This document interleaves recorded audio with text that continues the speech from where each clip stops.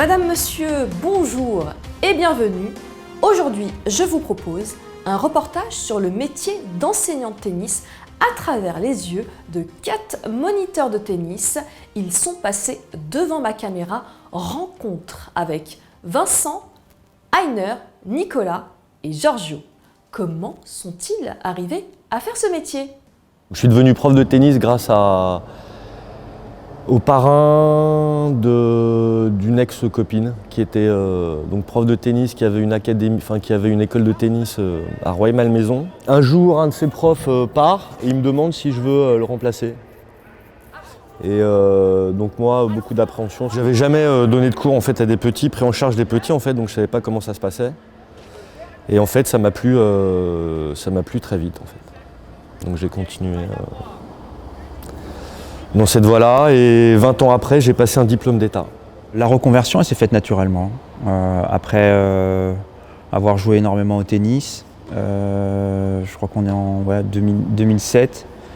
Au club, j'avais envie de proposer, de découvrir un petit peu l'enseignement. Et puis après, j'ai passé la formation et très vite, ça m'a plu. Et puis pouvoir proposer l'enseignement à tous les publics, c'était sympa, ouais, de transmettre.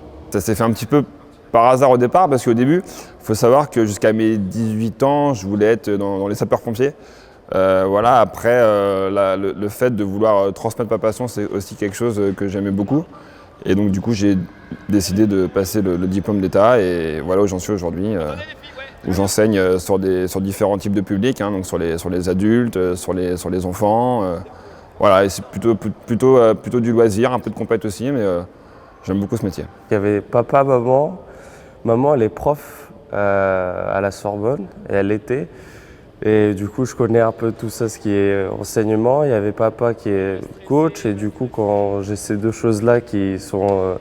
c'est un peu hérité avec les parents et du coup, ça a suivi un peu en moi. Et c'était un peu naturel de se tourner vers ça, mais il y avait aussi une envie que je le fasse moi-même. Qu'est-ce que tu aimes dans ce métier? Métier de l'enseignement, transmission. Et puis après, c'est toujours exploiter des nouvelles méthodologies d'enseignement pédagogique. Je crois que ce qui est vachement intéressant, c'est qu'il y a toujours une évolution, fluidifier, simplifier la pédagogie pour transmettre rapidement. J'aime avoir mon bureau comme terrain de tennis. Ça, je trouve ça pas mal. Le fait de pouvoir transmettre ce que j'ai vécu sur le terrain quand j'étais jeune, c'est assez passionnant. La plus grosse chose que je peux réussir dans une journée, c'est que je viens et je réussis à transmettre ce que je veux transmettre aux élèves et qu'eux, ils partent à la maison avec un sourire et qu'ils ont appris une nouvelle chose. À un moment donné, ça va être de jouer comme les professionnels et de jouer à partir de là. On est bien d'accord? Et pour être un bon prof de tennis, il y a effectivement quelques qualités et compétences requises. Au niveau des qualités, je parlerai surtout de la patience et de la pédagogie. Aimer les enfants, aimer la relation humaine, être patient. Il faut avoir de l'énergie, il faut être motivé. Il y a l'amour de l'activité, il y a l'amour du partage, l'amour de la transmission, quoi. Et d'être avec les gens. Je crois qu'une des grandes qualités qu'il faut pour bien l'enseigner, c'est aimer le temps que tu passes avec tes élèves, être avec eux en permanence, dans un cadre collectif, toujours essayer d'individualiser, avoir un relationnel fort. On observe nos élèves, on voit un petit peu leur qualité et ce qu'il y a à travailler.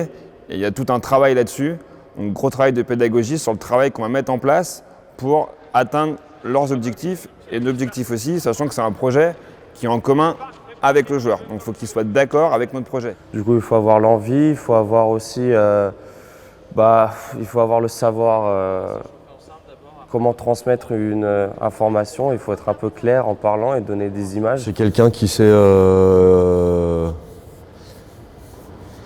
s'adapter par rapport au comportement des enfants, s'adapter par rapport à leur niveau.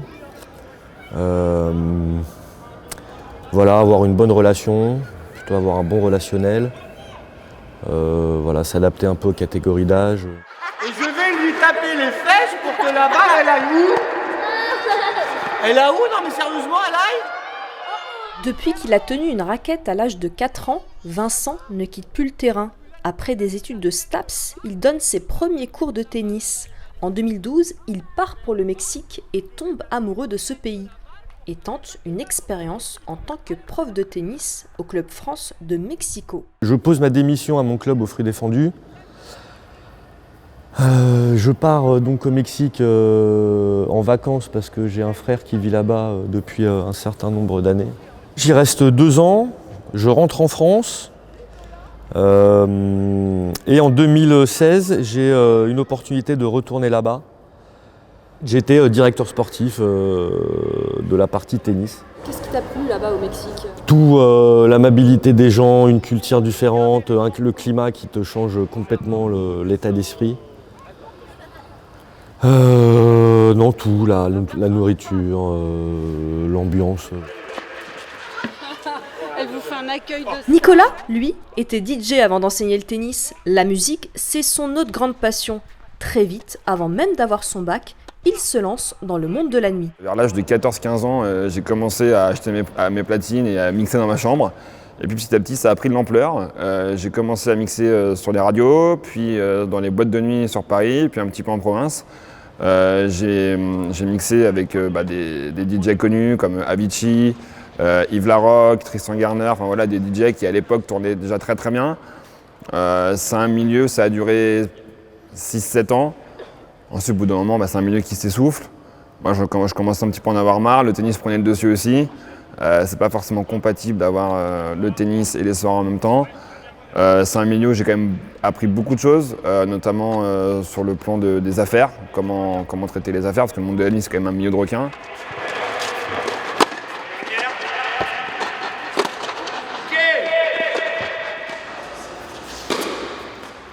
Heiner était joueur et a atteint un certain niveau.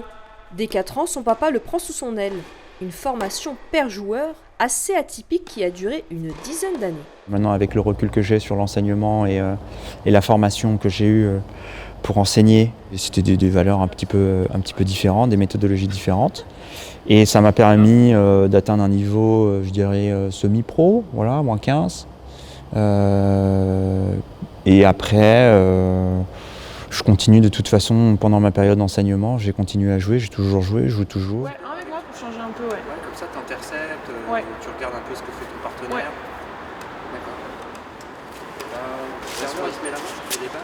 J'ai l'impression que je jouerai toute ma vie et qu'il y a toujours des choses à apprendre en tant que joueur et qui permettent après aussi de faire un transfert direct sur l'enseignement. Ah, c'était beau ça! Bien joué! Giorgio, le plus jeune, était entouré d'une famille de tennismen. Son père, Petar Popovic, ancien joueur, entraîne actuellement sur le circuit ATP. Impossible pour lui d'échapper à la petite balle jaune. Au début, j'étais pas du tout au tennis, j'étais au foot. Et en regardant toute la famille qui était au tennis et à la maison, c'était tout le temps tennis, tennis, tennis. En fait, à petit, c'est rentré dans la tête et je voulais m'accrocher au tennis. J'ai commencé tard, à 11 ans, 12 ans, mais j'ai commencé très rapidement de me mettre à fond, de jouer tous les jours, s'entraîner physiquement. Et vraiment, après, j'ai su que j'ai peut-être un petit truc un petit potentiel pour rattraper le retard que j'ai eu par rapport aux autres. Et j'ai vu que j'ai pu atteindre un niveau assez élevé par rapport à quel âge j'ai commencé. Et après, en regardant un peu le tennis, c'est un peu des yeux qui connaît le sport. Je me suis dit que je voudrais bien être en tant que prof et non en tant que joueur. Vous allez compter comme si vous faisiez des vrais matchs. 15, 30, 40... Le métier d'enseignant de tennis, c'est un métier de passion. Cela représente des avantages. On ne respecte pas forcément du lundi au vendredi de 9h à 17h. Donc ça peut être un avantage comme ça peut être un inconvénient. Voilà, notre bureau est un terrain de tennis, donc c'est quand même relativement agréable. Par rapport au CAM, on a de la chance d'avoir beaucoup d'adhérents. Donc on passe beaucoup d'heures sur le terrain.